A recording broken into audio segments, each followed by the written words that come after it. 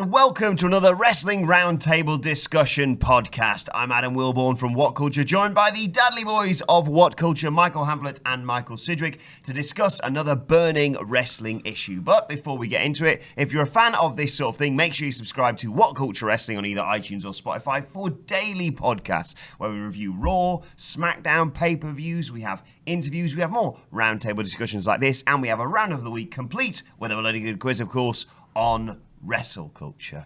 But gents, I want you to discuss today the possible return of the Monday Night Wars. Could we see this happen with the growth of AEW?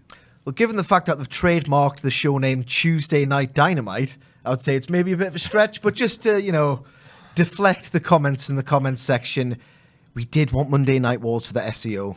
It's just a lot easier to make a little bit more money from the podcast. People know what they like, and it's still about 20 years old, isn't it? I mean, the principle of the thing remains the same, whether it's on Monday night or whatever. Rumour has it that they have secured a major national TV deal that will see them not head-to-head compete with WWE, but by putting a 2-hour programme weekly on a major network, this is essentially the closest thing we'll get to the Monday Night War. What do you think? In the place where SmackDown used to be as well, because obviously SmackDown will be gone, it'll be off to Friday, very much like an end of the week spot that wasn't particularly favourable for it once upon a time. Friday Night SmackDown was the lowest rated era for the history of the show, and we know that Fox's expectation are huge, but if AEW are kind of giving wrestling fans their fill earlier in the week, that's going to chase people off and bother in their asses on a Friday night to stick with it.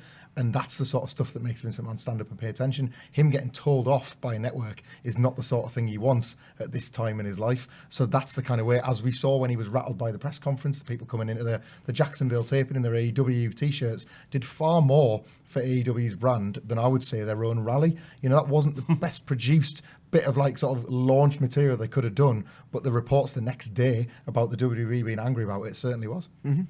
Now, this isn't going to be the first time that we've seen a major American wrestling company getting a TV deal and arguably going up against WWE, but this strikes me as very different to TNA and Impact, as they're probably known now. Well, the creative minds aren't complete idiots for a start, which really will stand them in good stead. I mean, if you look at the roster TNA somehow amassed in 2010, name value alone, it was deeply, deeply impressive. But they were so stupid that they had Jeff Hardy, who was the most organically babyface popular star in North America at the time. Not only did they not, and did they announce him or not? Not on the 2010 comeback. They didn't know. They had every other star in wrestling coming back from a bygone era before Jeff Hardy, but him himself was just rocking up in the X division. Get him out there early. I can understand that you want to create a buzz and maybe emulate what they used to do in the actual Monday Night Wars and then have a surprise jump. But that's when you've got an established base on that night. You don't debut Jeff Hardy is sort of just an X Division guy when he's main event in WWE shows as their most popular babyface. 4 months later, just in this ridiculous segment, but I'm using that to launch my next point, which is... wonderful TNA context, by the way. That was 4 months removed from him getting a drugs bust in September 2009. He was away in charge, and TNA was like, we can use him, we'll just not tell anybody in the market. It was brilliant. Yeah. That's what AEW won't do. That's what I was getting at, the minds behind All Elite Wrestling, I think, have maneuvered themselves into position because they are deeply, deeply intelligent guys who know exactly what their audience is and know exactly who to have made connections with in Tony Khan. And I think if any entity since 2001 is best equipped to compete with WWE, given what we know of the T-shirt sales and Hot Topic, given what we know they managed with the smash success, really, of All In, which is acted as a platform for this, I think there's no wrestling minds better equipped to do this, to grasp the audience and potentially to grow their existing audience quite like the Elite right now. I'm keen to see what classifies as a big network in 2019 as well. I think that will be a more important part of the story than maybe what people are realising. Yes, they've put so much of this product together off the back of being the Elite, which is on YouTube. They've made their wrestling fame through growth via something like the internet, which is far more important than it was 2 decades earlier, or even when TNA relaunched the Monday Night Wars in 2010. The internet now plays a far bigger role than it ever did. But a big network still means more, I think, to people in terms of actually mounting a threat to WWE, because that's the thing. It's almost like WWE is unassailable now. It's something different than what it was when WCW was taking a run at it in the 90s. It's something different than what it was when TNA were taking a run at it in 2010. It's become the Disney of pro wrestling, like Vince McMahon always wanted, to the point where he could very well sell it off to another major organisation and just walk away from it. So I think what All Elite Wrestling has to do, if it does land like a major TV network deal, is look immediately like it's as big a deal. My concerns are that they'll just assume that storylines and the wrestlers they're hiring are going to be the difference makers. Time and time again, that's proven not the case. They have to do things differently across the board. The talent contracts have to be different. The company has to present a different front face. Or like ideologically, everything about it has to be different to how WWE does business. Otherwise, it'll always look like an inferior product to, I'd say, like the wider mainstream audience. They're not going to pick up the nuances that we might appreciate, the guys watching this channel might appreciate, because to them, wrestling is WWE. Vince achieved his stated aim in creating that. They've got to do so much more different than that. And a big network, I think, will give them the best possible opportunity because it's the biggest possible platform. And do you think, in terms of WWE are trying their best to say that they really aren't bothered by what's going on with the AEW, do you think that when the time comes in the week of, let's say, the TV launch of AEW, they will try and counterbook that, or do you think they will try and just present the best product they possibly can? I think, in a manner of speaking, they'll try and compete. I don't think they're capable of, like everyone says now, all right, now that there's actual competition for like talent and like audience share and all the rest of it, now WWE's finally going to get good. They're going to do these things that we want them to do, like great story lines. They're going to book the talent and push the talent that we've lobbied for audibly across arenas for the last couple of years. Are they capable at this point? I don't know. It was all about rabbits out of hats when they were good at that sort of thing, I think. TNA is one, the one that always sticks like in my mind from the January 4th, 2010 Impact, which was this incredible episode of Impact where they just threw everything at it. It wasn't even on Monday night, like permanently at the point. It was an incredible spectacle. Yeah, it was, yeah. And it was not like necessarily an incredible The booking was terrible. It was like, look at this guy, look at this guy, look at this guy. And it was a one-off Monday night thing that kind of begat this fake Monday night was. And WWE counter-programmed by bringing Bret Hart back. The rest of the show was garbage, but it's bookended by 2 Bret Hart appearances, and it destroyed like its prior numbers from the previous week. Impact did well. Impact still did really well, but that Raw was the best rated Raw in months. I don't know what rabbits they've got left. Short of CM Punk, who, if he was going to go anywhere, you would fancy to AEW. I don't know what they've got up their sleeve anymore that compares to that sort of thing, because nothing from the weekly churn will. I don't think there's any one single character. Pick your favourite. I know for you it'll be Daniel Bryan. Pick whatever, Titus O'Neil. Pick whoever your favourite full-time guys at the moment. And nothing they can do in storyline terms is that kind of magic trick.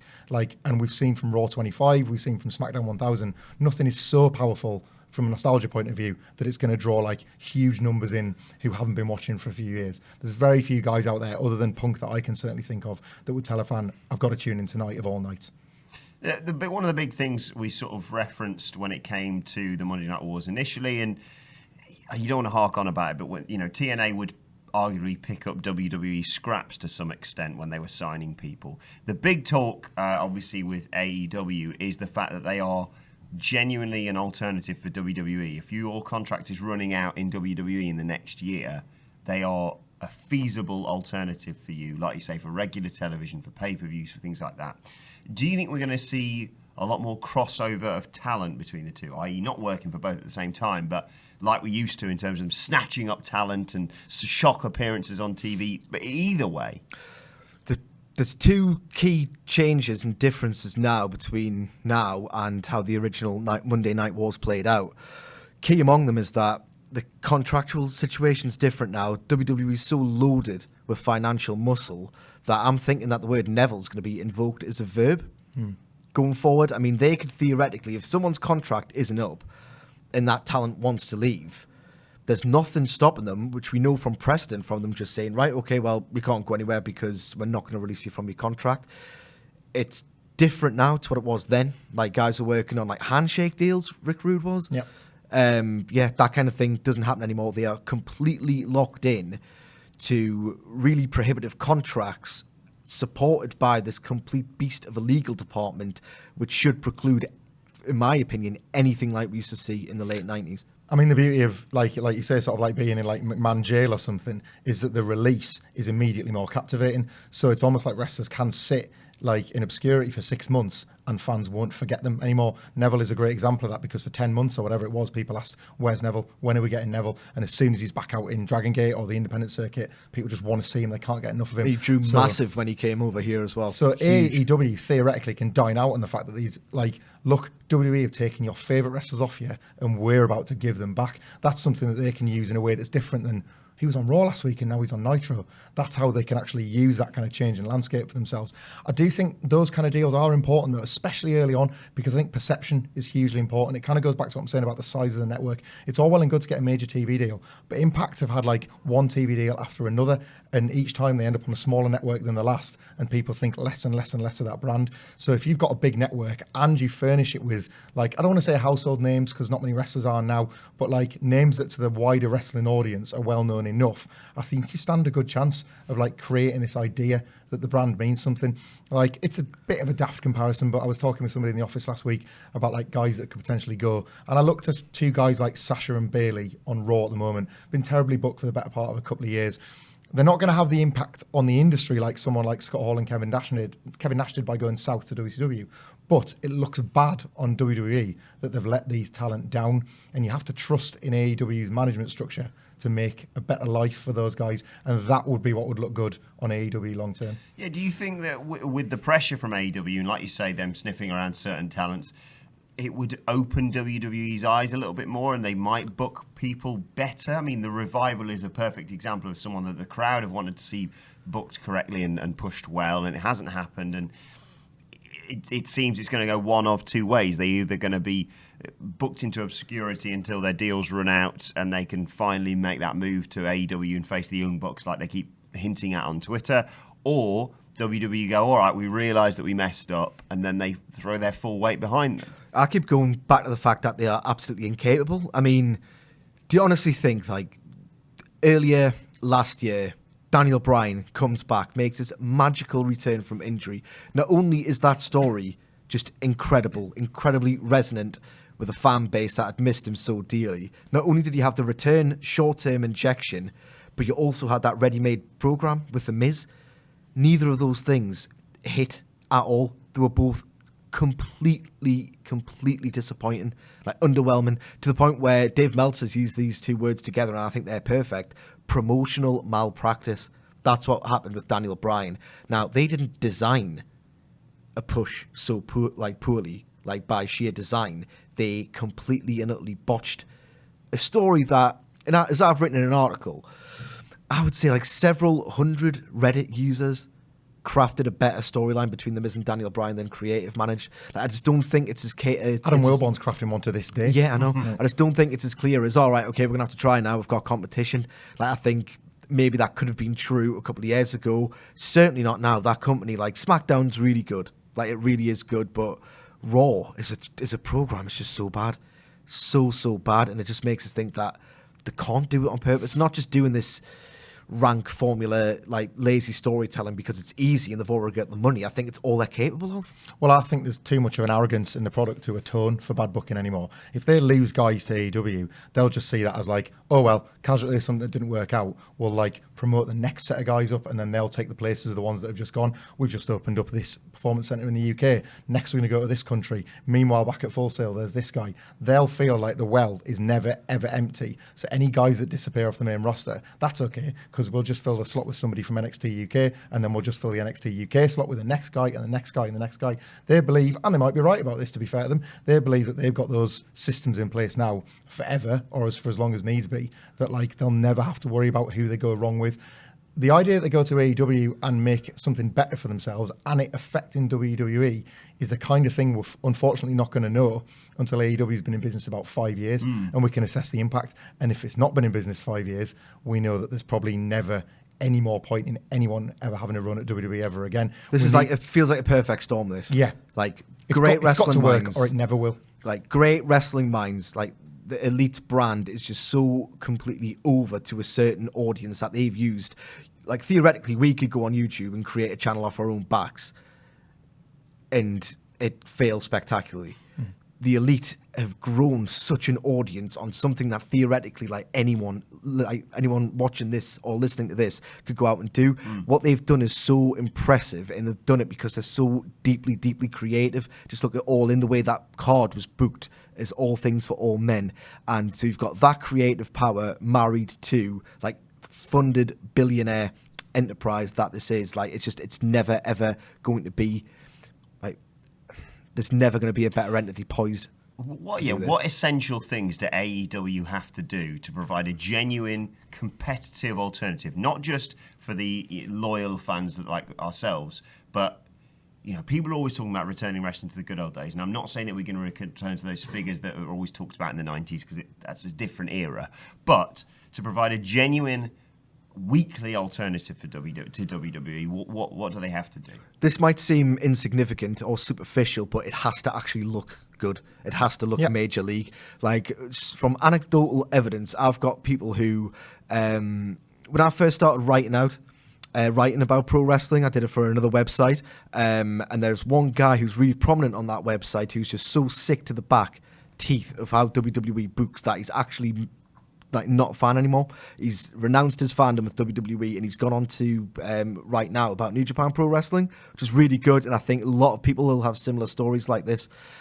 He said the one blockade from him properly investing in getting into New Japan Pro Wrestling was the production standpoint. It didn't look as big and as glamorous, and I think WWE themselves has massaged this perception that bigger is better. It's a spectacle. You've got pyro, you've got massive stadiums. How can anything possibly be as good or as worthy as this? Everything else is unglamorous and corny old wrestling, and I think it's a big barrier for people getting into any independent wrestling by the fact that it looks small time. And another thing, if you look at Impact, had similar struggles. Like the big meme whenever someone leaves is, what's such and such doing in the Impact Zone? The Impact Zone being this really derogatory, tiny little venue that couldn't hope to get many fans. And again, it's what Hamlet says, his perception is reality. If it looks small, therefore it is small. Like, I'm happy to open myself up as one of the WWE fans that Sidgwick described, like raised on Hulk Hogan and the Ultimate Warrior, the biggest possible version of that company that it can be.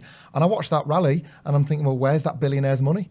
Like, I'm with them and I'll back them despite a poor first impression, but I'm watching that and I was at times unimpressed, and I'm thinking, well, here's your first opportunity to spend some of the money that we're being told is going to help create this new vision of pro wrestling. And it wasn't really for me. So, and I'm with you. I'm already with you. I'm already invested. So there's an example of sort of something where I kind of thought, they've let that one slide. So don't let that slide when you appear on television for the first time. I was a devout TNA fan, and I'm less actually bothered about what the output of the product looks like, because mistakes will be made in the booking, and sometimes wrestlers won't deliver in the way they thought they would, and there may be injuries and there may be changes. I believe all the ways that they're going to change the wrestling world is by actually changing the wrestling world. I keep going back to contracts and healthcare and insurance and pensions. That's what's different to WWE. Doing the business differently, looking after the wrestlers, which in turn will sort of breed performances in a different way. I'm not saying I want to take the competitive element out of the industry and I want the guys to be competing for the best spots and things like that, but find their competitive nature a different way. Vince McMahon loves poking all of his bears with sticks to fight each other to make for the best product, and now there's no even reason for them to fight each other, so you don't get a great product at the end of the day. It worked in the Attitude Era and it worked in the original 80s boom. It doesn't work now, and thus we're left with the kind of rank and file after rank and file instead of superstars. Promote that competitiveness by giving these guys a better alternative and a better way of working. Final question. We're getting way too far ahead of ourselves here, but I'm going to ask it regardless. Let's say AEW launches, is a success, is a genuine alternative for WWE, and they start feeling the pinch, start feeling the heat perhaps. Is there any way that the growth of AEW is the catalyst for Vince McMahon stepping aside to allow Triple H and the next generation and the evolution of WWE to happen? I would say so. In a dreamland scenario, which for me would make wrestling better for absolutely everybody, fans and talent alike, AEW does capitalise on this initial buzz. They manage to grow a product that, as you say, it gets an established audience, that it's established enough to keep them on a major TV station. In effect, they become competition. I would say Vince McMahon's head would have to be the first to fall, because it's so strange. They've got this big, huge creative team of 20-something people. Jimmy Jacobs revealed on his podcast with Bryan Alvarez. So there's 20 odd people which we've known for some time. They've got several road agents booking out the same old match. Like, despite all of these writers, all of these road agents, this deeply, deeply talented roster, virtually everything in that company, to an extent, is unilaterally decided upon by Vince McMahon. He's the reason why so much of it is just awful and out of touch. It doesn't matter how many arms this octopus has got, he is the bloody head of it. And if I'm a shareholder and my money is getting lost because there's one person at the helm whose dated ideas are like giving rise to competition in this ridiculously monopolized market, I would just cut that octopus's head off, me. That's what I would do. For me, there's 3 letters that pull Vince away from WWE next year, and it's not AEW, it's XFL. This is a perfect storm. He's going to walk away to do XFL stuff in 2020, like he did in 2001 when he took his eye off the ball the last time. You know, that like wrestlers now speak of that period where Vince was definitely busy with the XFL, and it had a knock-on effect to the detriment of the WWE. And then he got back to it, and like things gradually recovered a little bit when he was back, you know, in his chair every week where he was supposed to be, not like fanning on with this football project. This time around is different. There is a better infrastructure that he can leave behind to do his XFL stuff. The XFL is likely to be more successful than the last time as well. And if AEW have had a good 2019, is he not going to want to think, actually, yeah, I'll let you guys crack on with fixing that because I'm really enjoying my football thing. Like, I actually could see him being nowhere near the product, but he won't have anyone tell him that he needs to step aside. It'll be on his own terms, but I could see it happening. I'm not so sure about that. My worst case scenario in the face of the XFL coming up is that he's already spread so thin. He already gets no sleep. He's already got so many more arms of the company than ever before. My worst case scenario is that he's even more impulsive. He's even more inattentive to what's going on and even more rash last minute challenges. Like, the XFL stuff does not fill me with any calm about that product whatsoever. Well, regardless, it is going to be an eventful 2019 for wrestling fans everywhere. Let us know your thoughts on this in the comment section below, and don't forget to like, share, and subscribe. You can check us out on Twitter as well. If you want to tweet at us, it's at WhatCultureWW. Well, actually, there you can follow all 3 of us. You can follow Michael Hamflett at Michael Hamflett, because you can't hear my sore throat in my tweets. You can follow Michael Sidgwick at Sidgwick. You can follow me at Adam Wilbourn. As I said, follow us all at WhatCultureWWE. Make sure you subscribe to What Culture Wrestling for daily podcasts. My thanks to the Dudley Boys. Thank you for watching, and we will see you soon. Violent energy. Got a McKesson shooting forward into the knees of Jacob. Clear with the elbow drop.